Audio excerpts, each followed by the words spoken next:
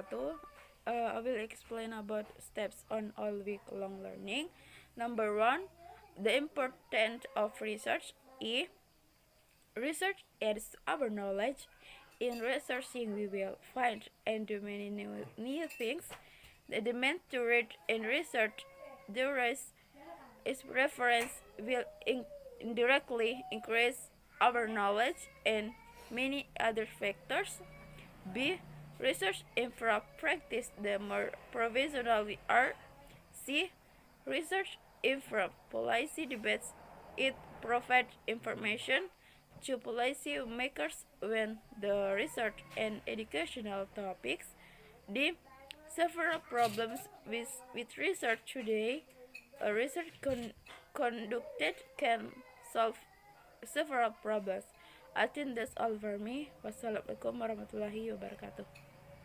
Okay, Assalamualaikum warahmatullahi wabarakatuh. My name is Nurmila. I am from Group 3 and I will explain about types of research design associated with quantitative and qualitative research from Group 6. First is quantitative research, and there are three types of quantitative research. First is correlation, looks at the relationship between two or more variables. Jadi metode korelasi ini digunakan untuk melihat hubungan antara dua variabel atau lebih. And second is experimental. This method is used if the researcher wants to know the result of or evaluation of certain treatment of community groups.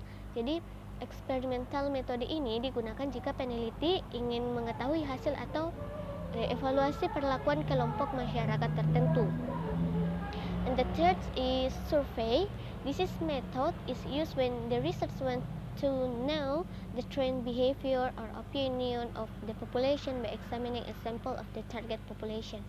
Jadi survei metode ini digunakan ketika peneliti ingin mengetahui kecenderungan perilaku atau pendapat dari suatu populasi dengan cara meneliti sampel dari populasi sasaran. Biasanya kita menggunakan questionnaire. And next is qualitative research. There are three qualitative research in this part. First is grounded theory, requires research to make description, theories about process, action, or interaction that are purely from participant. So mengharuskan peneliti membuat deskripsi tentang teori, proses, tindakan, atau interaksi yang murni dari partisipan. And second is phenomenological research, carried out when researchers want to understand a phenomenon from the point of view of certain individuals or groups who experience it. Jadi penelitian fenomenologi ini dilakukan ketika peneliti ingin memahami suatu fenomena dari sudut pandang individu atau kelompok tertentu yang mengalami. Desain penelitian ini erat kaitannya dengan bidang filsafat dan psikologi, tapi sering digunakan dalam studi sosiologi. And the last is narrative research, used when the research wants to describe the life of individual or group being studied.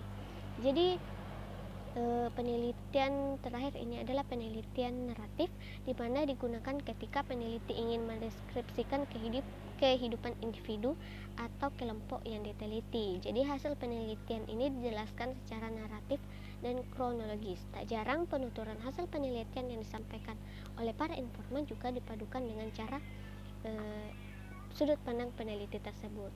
And I think that's all from me. Wassalamualaikum warahmatullahi wabarakatuh. Okay, well, Assalamualaikum warahmatullahi wabarakatuh. My name is Hamzah, as the third speaker in this group. Today, I would like to explain about different purpose among type of research. Jadi hari ini saya akan menjelaskan tentang perbedaan tujuan dari setiap tipe dari penelitian. The first type is basic research, where basic research is intended for the development of science and direct at developing exciting theories or finding new theory. Jadi basic research ini bertujuan untuk meningkatkan perkembangan dari pengetahuan dan diarahkan untuk mengembangkan teori lama atau menemukan teori baru. Research who carry out basic research have the goal of developing knowledge without thinking about the direct use of the research result. Jadi, peneliti yang menggunakan basic research ini mempunyai tujuan untuk mengembangkan pengetahuan tanpa memikirkan penggunaan langsung dari hasil penelitiannya. In fact, basic research make a major contribution to the development and testing of the theories that will underlie applied research.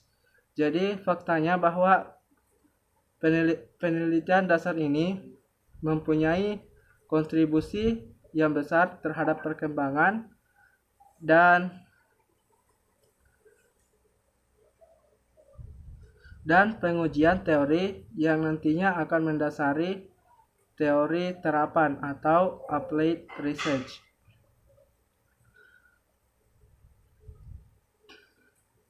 And the second type is applied research atau penelitian terapan. Applied research carry out with regards to practical realities, application, and development of science produced by basic research in real life. Jadi, tipe yang kedua yaitu penelitian terapan, di mana penelitian terapan ini berhubungan dengan praktikal realita, pengaplikasian, dan pengembangan dari pengetahuan yang diproduksi dari basic research atau penelitian dasar tadi dalam kehidupan yang nyata. Applied research serve to find solution to certain problem. Jadi, penelitian terapan ini ditujukan atau berfungsi untuk menemukan solusi dari masalah tertentu. The main object of applied research is problem solving. So that research result can be used for the benefit of humans, either individually or in the groups. Jadi, tujuan utama dari applied research ini adalah menyelesaikan masalah. Jadi, hasil dari penyelesaian masalah ini manfaatnya dapat digunakan untuk individu maupun kelompok. The third type is evaluation research. Jadi tipe yang ketiga yaitu penelitian evaluasi. Evaluation research, this research is direct to assess the success of the benefit, uses, donation, and feasibility of an activity program for a particular unit or institution. Jadi, penelitian ini diarahkan pada penilaian terhadap kesuksesan dari manfaat atau penggunaan donasi maupun kelayakan program kegiatan dari unit atau lembaga tertentu.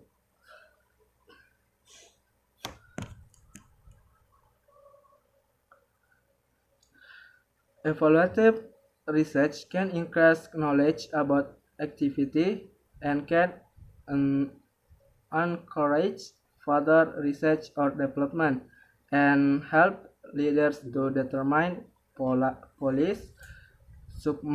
Sukmadianti 2005. Jadi penelitian evaluasi dapat meningkatkan pengetahuan tentang kegiatan dan dapat mendorong penelitian untuk mengembangkannya lebih lanjut dan membantu para pemimpin untuk menentukan kebijakan. Menurut Sukmadianti tahun 2015, evaluative research can be designed to answer question, test, or prove hypothesis. Jadi penelitian evaluasi ini didesain untuk menjawab pertanyaan, tes, ataupun membuktikan hipotesis. And the fourth type is development research.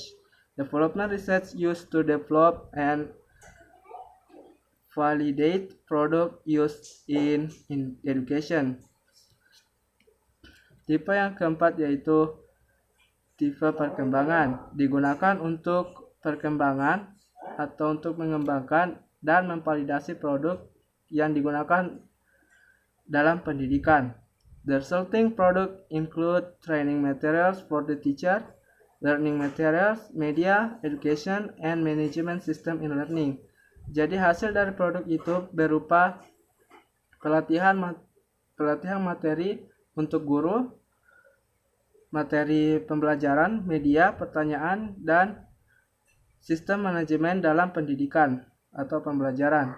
And the last type is action research. Action research aim to acquire knowledge for a specific situation or target rather than generalized scientific knowledge. Jadi tipe yang kelima itu penelitian tindakan atau development atau action research, di mana penelitian tindakan ini bertujuan untuk memperoleh pengetahuan untuk situasi atau target tertentu daripada pengetahuan ilmiah umum. I think that's all for me. Assalamualaikum warahmatullahi wabarakatuh. Warahmatullahi wabarakatuh. Okay, explanation about 4.B, importance of ethical issues in research. Okay, what is research ethical? Research ethical is a measure of behavior and action that researchers must do or follow in obtaining research data. I mean. And then the second one, ethical issues. What is ethical issues? Ethical issues is something that cannot be forgetting in study, and then there are several types of issues, ethical issues, and then the types and the types can trigger the successful or failure in research. Then that's why we have to give attention about ethical research. Thank you. Okay. Assalamualaikum warahmatullahi wabarakatuh. Firstly, I'm Hajar Aswadi as the last speakers in this group. Now, I'm gonna to explain about steps in the process of research. You can see on the screen. As you can see on the screen, there are 6 steps in the process of the research, namely identifying research problem, review the literature, determine the process of the research, data collections, analyzing and interpreting the data, and the last, reporting and evaluation of research.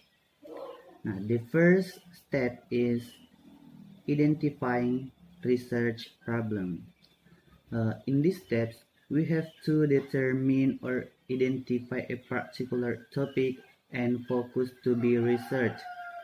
Jadi, di first step ini kita disuruh untuk menentukan atau mengidentifikasi sebuah topik dan kita fokus pada topik tersebut.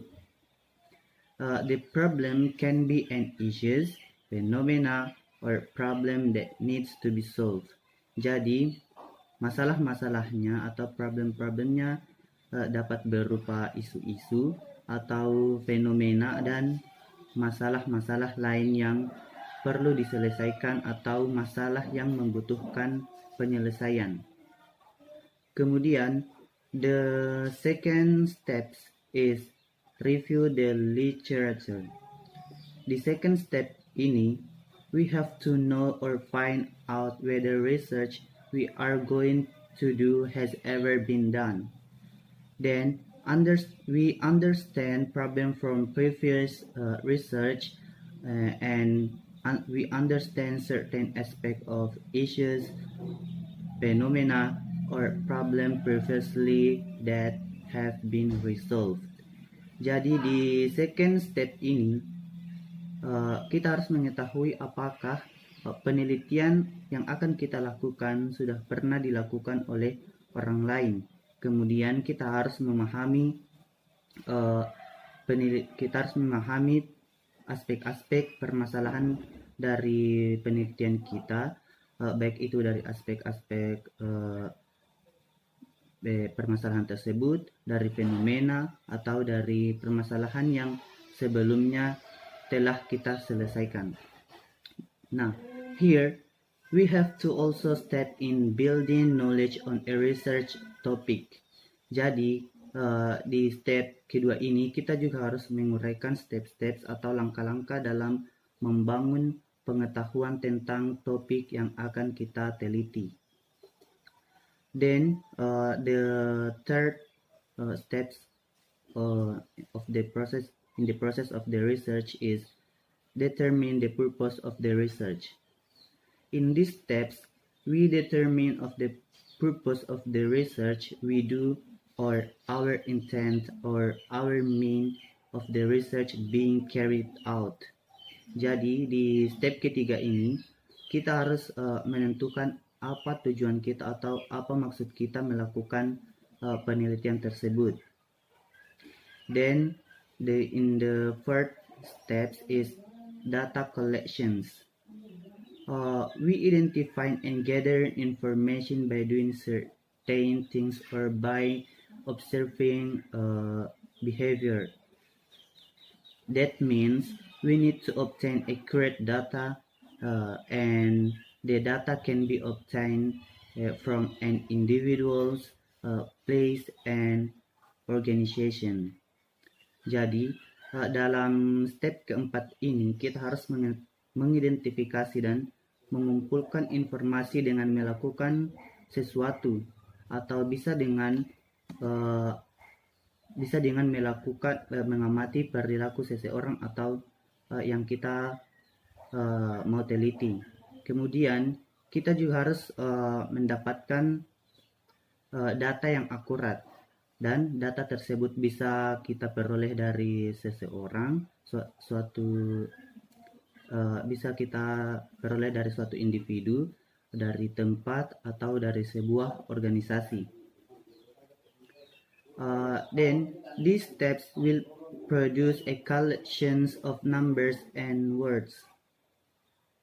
The numbers like test scores, behavior frequency, and the words like responses, opinion, and statement. Jadi step keempat ini akan menghasilkan kumpulan data dan kumpulan angka dan kata-kata. Nah, kumpulan angka tersebut bisa berupa test skor tes, dan frekuensi perilaku yang pastinya berupa angka. Kemudian kata-kata tersebut bisa berupa responses atau tanggapan, bisa berupa opinion or pendapat, dan bisa berupa statement atau pernyataan. Kemudian di fifth steps is analyzing and interpreting the data. In these steps, we summarize or conclude which represent to provide answer to the research question carried out. Jadi data yang telah kita kumpulkan dari langkah-langkah sebelumnya yaitu di step 4, yaitu data collections. Kemudian kita ringkas atau kita simpulkan yang mana yang merupakan jawaban dari pertanyaan penelitian yang kita lakukan. Kemudian the last steps is reporting and evaluation of research. Nah, in the last step ini, after we do all the previous steps or the fifth steps above, the research we did earlier. Now we put it in a well-structured written report that is acceptable to the public. Jadi setelah semua step-step atau langkah-langkah sebelumnya telah kita lakukan atau kelima langkah sebelumnya sudah kita lakukan, selanjutnya yang kita lakukan adalah penelitian kita tersebut kita muat dalam sebuah laporan tertulis dengan menggunakan struktur yang baik sehingga bisa diterima oleh masyarakat.